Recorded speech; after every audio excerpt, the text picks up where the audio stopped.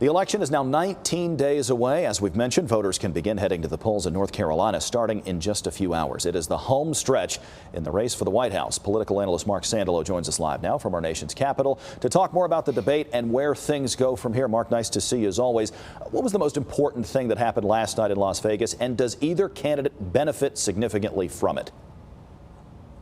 Kenny, the headline last night is clearly that Donald Trump, under pointed questions, refused to say he would accept the outcome of the election. This is unprecedented in American political history before. People question the legitimacy of the vote. People question whether or not the election system is fair. But in the end, whether it's Al Gore, whether it's Richard Nixon in 1960, they accept the outcome. Donald Trump saying he'll leave you in suspense as to whether he'll do that has a lot of people from his own party suggesting that maybe he doesn't understand the fullness of American democracy.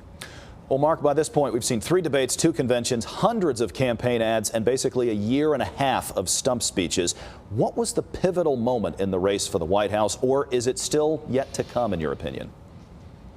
All right, if I had to zero it down to one moment, the first debate, about 20 minutes into the debate, Donald Trump trying to be as presidential as possible. Hillary Clinton trying to show not. She finally insulted Donald Trump in his mind by saying he wasn't even close to as rich as he suggested. It got under his skin, and the debates changed from that moment on. He was rattled. He insulted her. He said things that had been said in debates before, and that's continued, and that's been the story, has been Donald Trump's temperament ever since. I think it was the strategy of Hillary Clinton even last night, and it was very effective, and some of them Democratic sides say it was very easy. And Mark, bottom line, before we let you go, most national polls have Hillary Clinton leading Donald Trump. The Real Clear Politics average has her up a little more than 6 points right now.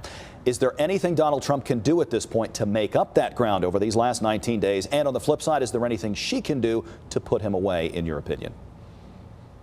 You know, it's very difficult to see at this point. I mean, there was a time, just this election, where they say, look, if North Carolina is in play for the Democrats, the Republicans are in big trouble. They're not talking that anymore. They're saying Texas may be in play, Arizona may be in play.